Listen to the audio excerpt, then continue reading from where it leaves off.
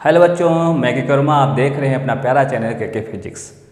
आज हम अपने टाइम टेबल शेड्यूल के बारे में बात करने जा रहे हैं कि अपना टाइम टेबल किस तरीके से तैयार किया जाए कि हम पर प्रेशर क्रिएट ना हो सके। जैसा कि हम सभी लोग जानते हैं कि नीट हो या जेईई मेंस का पेपर हो, सभी पेपर्स पोस्टपोन हो गए हैं, जिसमें नीट का जो पेपर है वो 13 सितंबर को होगा। तो आज से लगभग 60 डेज़ हैं।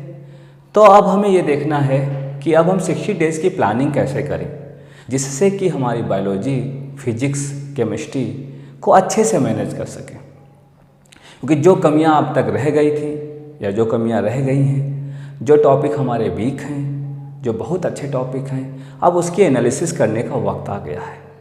अगर यही एग्ज़ाम हो जाता तो इसका कोई मतलब नहीं था कि क्या होगा, लेकिन अब हमें अगर टाइम मिल चुका है तो अब हमें एक चांस मिल गया है, एक हमें लाइफ मिल गई है जो बहुत बेहतर है हमारे लिए कि हम फिर से एनालिसिस कर लें और देख लें कि किस सब्जेक्ट में, किस टॉपिक में हमें प्रॉब्लम हो रही है। तो इस सेशन में हम ये सभी बातों पर डिस्कस करेंगे और आपको बताएंगे कि अपने टाइम टेबल को कैसे मैनेज करें और सब्जेक्ट वाइज एनालिसिस कैसे करें कि कौन सा पोर्शन हमारा वीक हो है, कौन सा पोर्शन हमारा गुड है और कौन सा पोर्शन हमारा मॉडरेट है। कहने का मतलब मेरा ये है कि हम एक सब्जेक्ट को क्लासीफाई करेंगे 3 पार्ट में, first category, second category and third category. First category में हम उन चैप्टरों को रखेंगे जो मेरे गुड, वेरी गुड होंगे, जिनमें हमें बड़ी अच्छी समझ होगी। सेकंड कैटेगरी में हम औसत रखेंगे कि वो चैप्टर जो हमें समझ में तो आ गए हैं, बहुत सारे क्वेश्चन भी हम कर ले जाते हैं, लेकिन कुछ क्वेश्चन हमसे रह जाते हैं। और एक तीसरी कैटेगरी है जो वीक पोर्शन है, जहाँ पर हम जानते हैं अभी भी हम प्रॉब्लम में रहते हैं।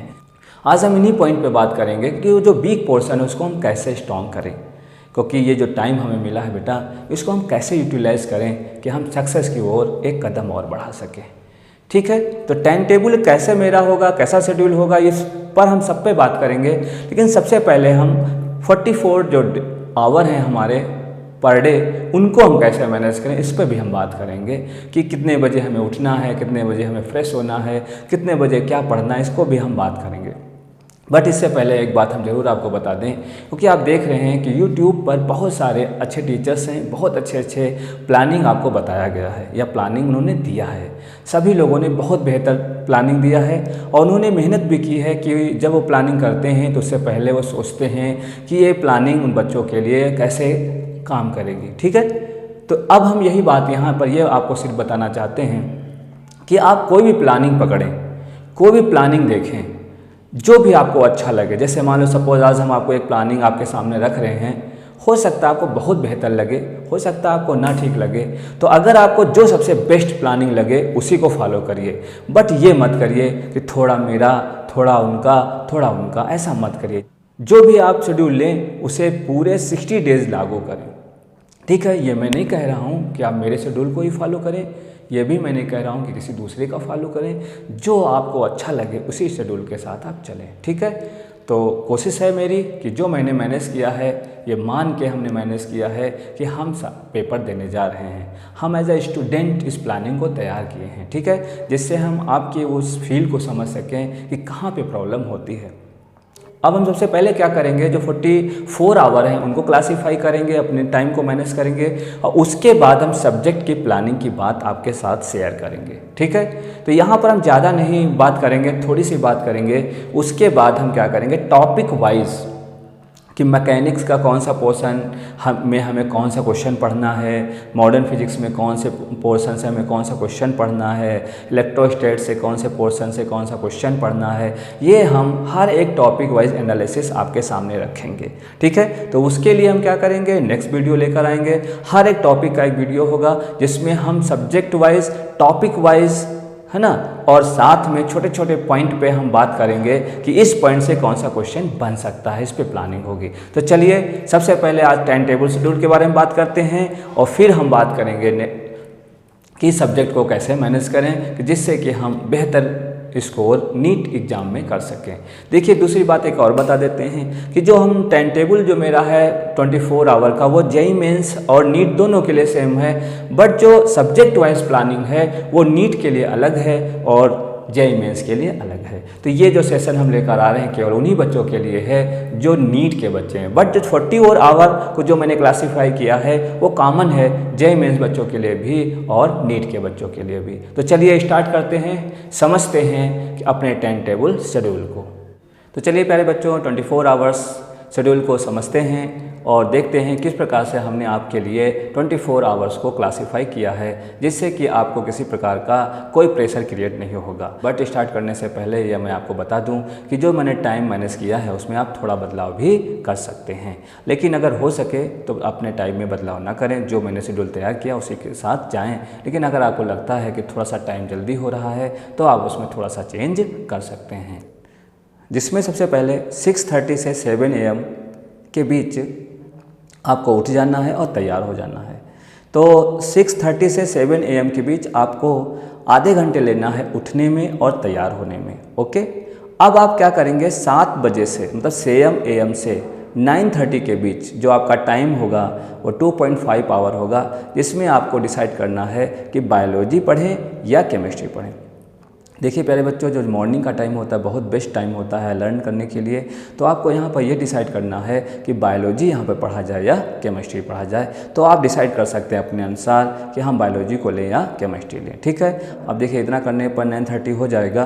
तो 9:30 और 10 AM तक, 9:30 से 10 AM तक आप हाफ आवर में ब्रेकफास्ट करेंगे। ठीक है, तो आपका ब्रेकफास्ट हो गया। अब आपका 10 बज जाएगा। यहाँ पर जब 10 AM हो जाए, कंप्लीट हो जाए, तब आपको फिर से बैठ जाना है 10 AM से 1:30 AM तक, मतलब 10 बजे से 1:30 बजे तक, जिसमें आपको 3.5 आवर मतलब 3.5 घंटे आपको फिजिक्स पढ़ना है। ओके, तो 10 से 1:30 बजे के बीच आपको फिजिक्स पढ़ना है। ठीक है, उसके बाद आप क्या करेंगे, 1:30 बजे से 3 बजे मतलब 1:30 PM से लेकर 3 PM, जिसमें आपको टाइम लेना है 2.5 आवर मतलब 2.5 घंटे लेना है, जिसमें बेटा आप क्या करोगे, लंच करोगे, रेस्ट करोगे और अपनी फैमिली के साथ फन करोगे, मजाक करोगे, मज़ा लोगे, है ना, आनंद करोगे। जिससे क्या होगा, जो स्ट्रेस आएगा जो पढ़ने में, क्योंकि आप बायोलॉजी भी आपने पढ़ लिया या केमिस्ट्री आपने पढ़ लिया और साथ में आपने पढ़ा फिजिक्स, तो थोड़ा सा मन भारी हो जाएगा। तो उस बीच आप क्या करें, लंच करें, रेस्ट करें और अपनी फैमिली के साथ फन करें। बस लड़ाई मत करिएगा वरना फिर से माइंड डिस्टर्ब हो जाएगा। ठीक है, आप क्या करना है, आप 3 PM से 6 PM मतलब 3 आवर, 3 बजे से 6 बजे के बीच जो 3 आवर्स होंगे उसमें आप बायोलॉजी या केमिस्ट्री फिर सेलेक्ट करेंगे। अगर आप ऊपर बायोलॉजी सेलेक्ट करेंगे तो यहाँ पर आप क्या सेलेक्ट करेंगे, केमिस्ट्री। लेकिन अगर मान लो आपने ऊपर केमिस्ट्री सेलेक्ट किया है तो यहाँ पर आप फिर से क्या सेलेक्ट करेंगे, बायोलॉजी सेलेक्ट करेंगे। क्लियर? ओके, तो आपने क्या किया, 3 से 6 PM तक आपने फिर से बायोलॉजी या केमिस्ट्री को सिलेक्ट कर लिया।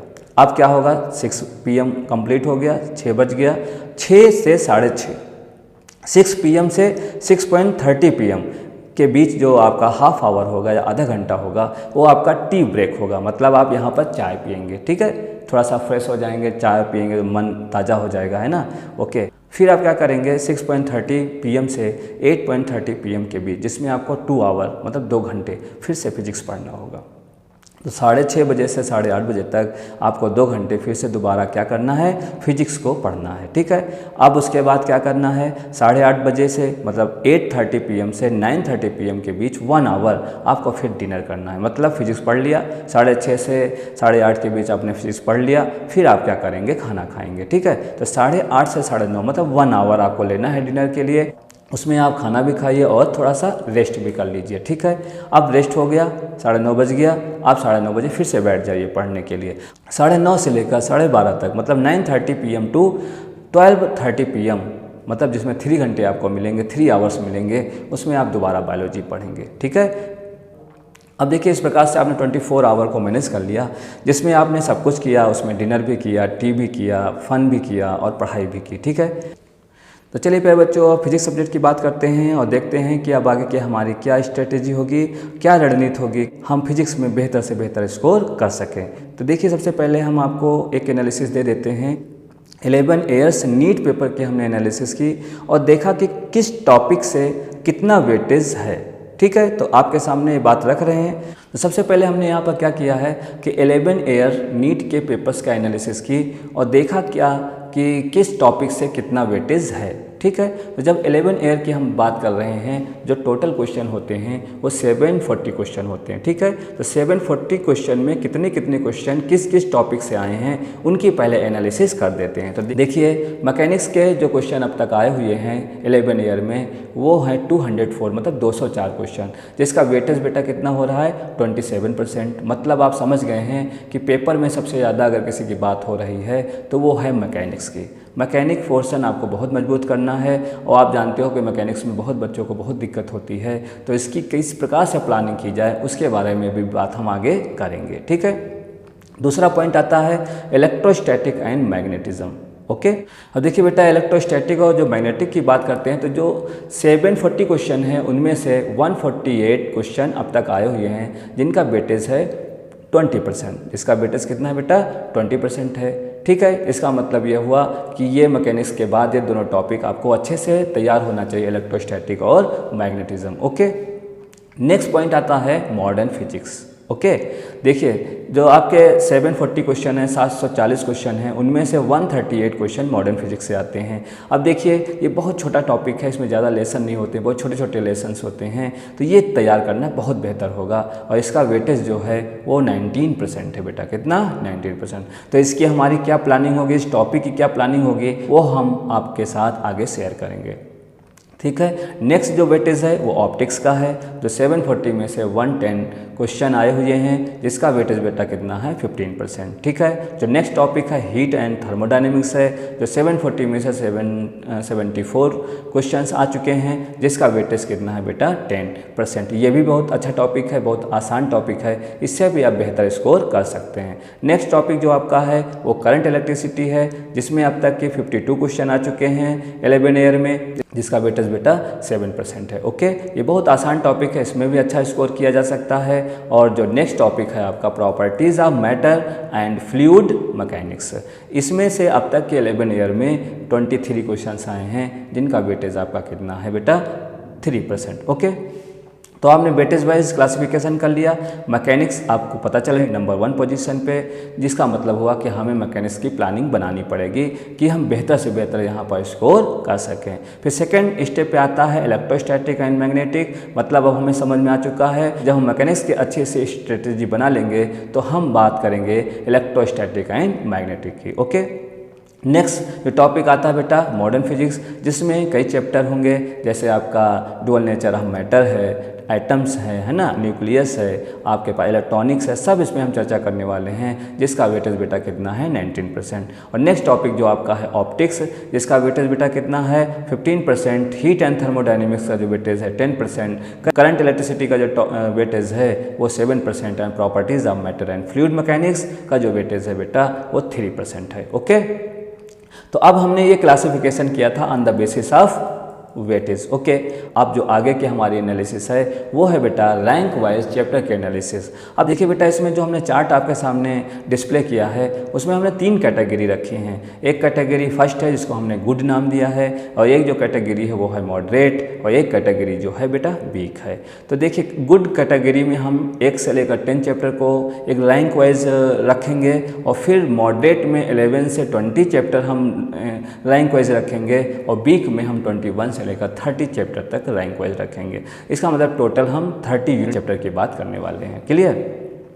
अब देखिए हम कैसे जानेंगे कि मेरा कौन सा गुड है, कौन मॉडरेट है, कौन वीक है। तो देखिए यहाँ पर आपको खुद ही आपको मेहनत करनी होगी और आपको समझना होगा। देखिए जिस चैप्टर से आप बेहतर तरीके से क्वेश्चन कर लेते हैं, समझ लेते हैं, तो वो आपको किस में आएगा, वो गुड में आएगा। जिसमें आप क्या करते हैं कि क्वेश्चन तो लगा लेते हैं, लेकिन जब कुछ काफ़ी बड़े क्वेश्चन आ जाते हैं तो वहाँ पर आप फंस जाते हैं। तो वहाँ पर जो अगर आप फंस रहे हैं, नहीं कर पा रहे हैं, तो इसका मतलब वो किस पोर्शन में चला जाता है, मॉडरेट। और कुछ चीज़ें तो आपके पास ऐसी भी हैं कि जब उससे क्वेश्चन आता है तो तुरंत दिमाग ख़राब हो जाता है कि आप क्या करें, इसको छोड़ देना चाहिए, तो वो चला जाता है वीक में। देखिए प्यारे बच्चों, 60 डेज अगर मिल गए हैं तो हमारी ये रणनीति होगी, ये स्ट्रेटजी होगी कि जो वीक पोर्शन है उसको भी हम मॉडरेट ले जाएं, और जो मॉडरेट है उसको कहाँ शिफ्ट कर दें, गुड में शिफ्ट कर दें। ओके बेटा, तो कोई भी काम कठिन नहीं है आपके लिए, कोई भी लक्ष्य बड़ा नहीं है, कोई भी लक्ष्य मनुष्य के साहस से बड़ा नहीं हो सकता।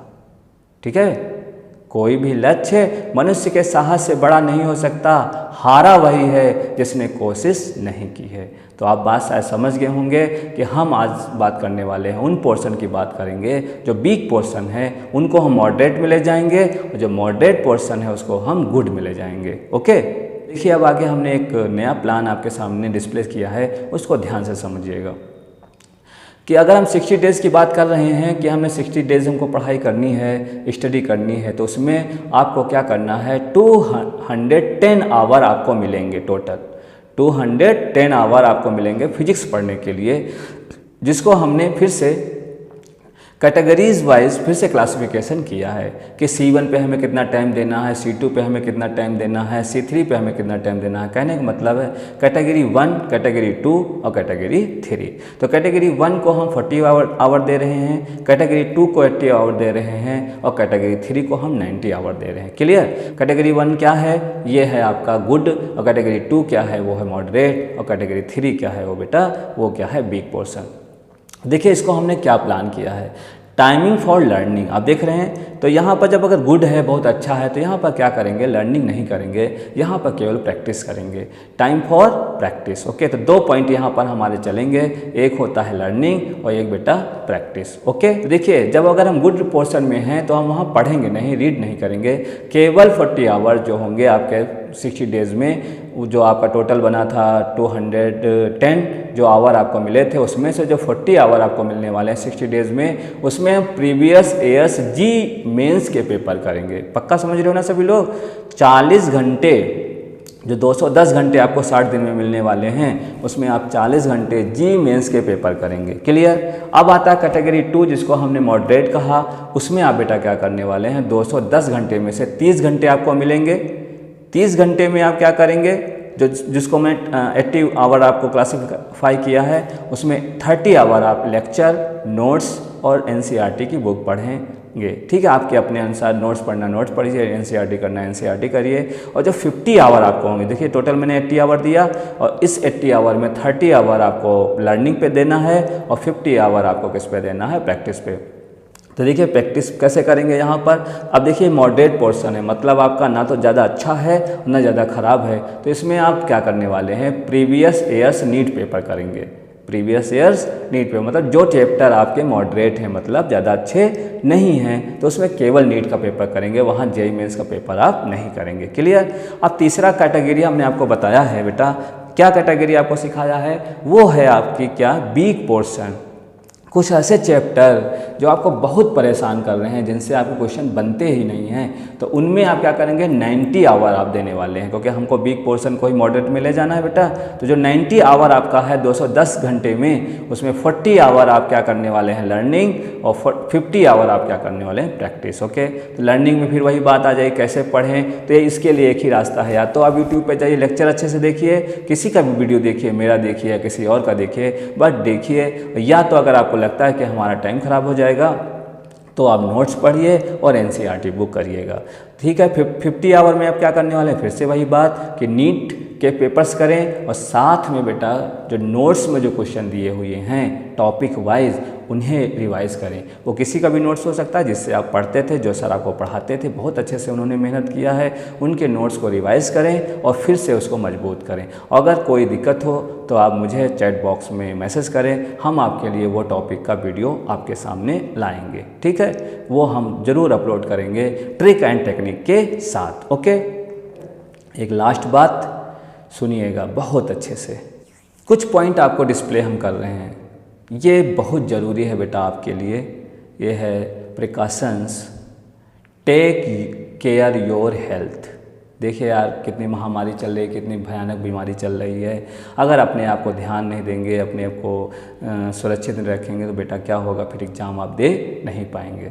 तो इसलिए सबसे पहली ज़रूरी है कि इतनी मेहनत किया, इतनी प्लानिंग की, इतनी रणनीति बनाई, बहुत कुछ किया, अगर बीमार हो गए लास्ट टाइम तो फिर बड़ी प्रॉब्लम हो जाएगी, सब मिट्टी में मिल जाएगा। तो ठीक है बेटा, तो सबसे पहले आप अपने स्वास्थ्य का जरूर ध्यान रखेंगे, take care of your health. Okay, avoid negative thought. देखिए यहाँ पर बहुत सारे बच्चे परेशान हो जाते हैं, उनको नेगेटिव थॉट आने लगते हैं, बड़ी प्रॉब्लम होने लगती है कि क्या सिलेक्शन होगा कि नहीं होगा।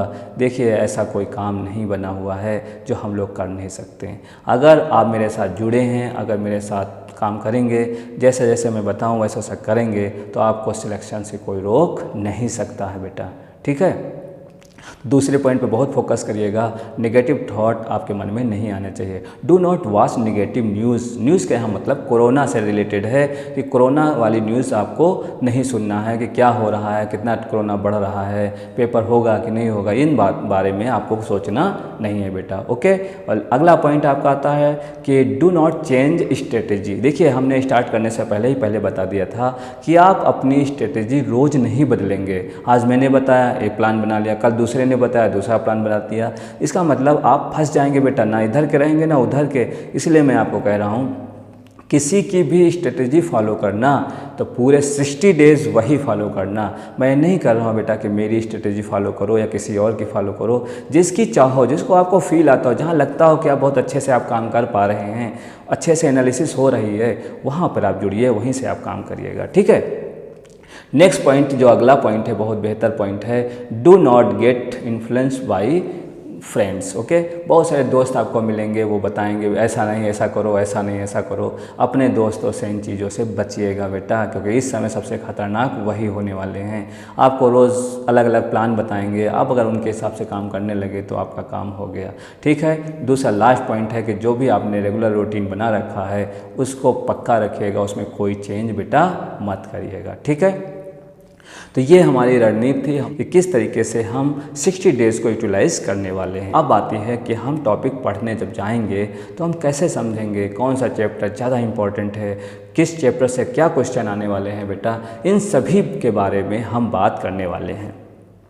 तो देखिए अब नेक्स्ट वीडियो में हम आपको मिलेंगे और उसमें हम क्या करेंगे, टॉपिक वाइज जब टॉपिक की बात करेंगे तो उसमें हम पॉइंट वाइज बात करने वाले हैं कि कौन सा क्वेश्चन आने वाला है या कौन सा क्वेश्चन आ रहा है। तो हर चैप्टर में हम इस तरह चर्चा करेंगे। जैसे हमने मॉडर्न फिजिक्स लिया बेटा, तो मॉडर्न फिजिक्स में जितने भी चैप्टर होंगे उन चैप्टर में जाएंगे और चैप्टर में कौन सा क्वेश्चन आएगा, पर्टिकुलर क्वेश्चन की हम बात करेंगे कि ये क्वेश्चन पक्का है आने वाला है और इस क्वेश्चन को इस तरीके से तैयार किया जाए। ठीक है, जैसे मैकेनिक्स का वेटेज नंबर 1 है, सबसे ज़्यादा मैकेनिक्स का वेटेज हमने रखा है। इसका मतलब है कि अगर हम स्टार्टिंग करेंगे तो सबसे पहले मैकेनिक्स से स्टार्ट करेंगे। ओके, अब जरा सोचो कि मैकेनिक्स को हम जब पढ़ने जाएंगे तो उसमें एक चैप्टर है, बहुत सारे चैप्टर हैं, बहुत सारे चैप्टर हमें पढ़ने वाले हैं। अब बताइए बेटा कि जब बहुत सारे चैप्टर पढ़ने वाले हों, हमारे पास टाइम तो एक लिमिट में आ गया है, तो हम क्या करें, किस तरीके से पढ़ें। तो आपको जैसे हमने कहा न्यूटन्स लॉ ऑफ मोशन, तो न्यूटन्स लॉ ऑफ मोशन में किस किस टॉपिक से क्वेश्चन ज़्यादा बनता है, उस टॉपिक को हम आपके सामने लाएंगे, एनालिसिस करेंगे, बेहतर से बेहतर क्वेश्चन बताएंगे कि ये क्वेश्चन इस तरीके से आने वाला है और ये क्वेश्चन इस तरीके से आने वाला है। ठीक है, तो उससे आपको बहुत हेल्प मिलेगी। आपको जो एक्स्ट्रा आप टाइम वेस्ट करते हैं फालतू चीज़ पढ़ के, वो इस समय हम नहीं पढ़ सकते हैं। ठीक है, 2 छोटी छोटी लास्ट बातें कि आप दिन में नहीं सोएंगे। जो मेरी प्लानिंग है वो दिन में सोने की नहीं है बेटा। तो कोई बच्चा दिन में नहीं सोएगा। 12:30 बजे हमने ख़त्म किया है अपनी टाइमिंग और 6:30 बजे स्टार्ट किया है। तो जब भी आप सोएंगे बेटा रात में ही सोएंगे। अगर दिन में सोते हैं तो ये मान के चलिए कि आपका सिलेक्शन बहुत मुश्किल हो जाएगा। और मैं नहीं चाहता हूँ कि आप, हमारे बहुत प्यारे बच्चे हैं, बहुत अच्छा प्यार मुझे देते हैं, अच्छे से आप समझ रहे हैं हमारी बात को, तो हम नहीं चाहते हैं कि आपको दुख होगा, कि आपको दुख होगा तो मुझे भी बहुत दुख होने वाला है। ठीक है, तो आप बहुत अच्छे से अपने टाइम टेबल को मैनेज करेंगे, हमें उम्मीद है। और आपको हम टाइम पे आके डेली कोशिश करेंगे कि एक टॉपिक का मैं एनालिसिस आपके सामने लाऊं और आपको क्वेश्चन बताऊं कि कौन कौन से क्वेश्चन कैसे आ सकते हैं। ठीक है, ओके बेटा, तो चलिए मिलते हैं नेक्स्ट वीडियो में नेक्स्ट स्ट्रेटजी के साथ। तब तक के लिए bye bye and take care.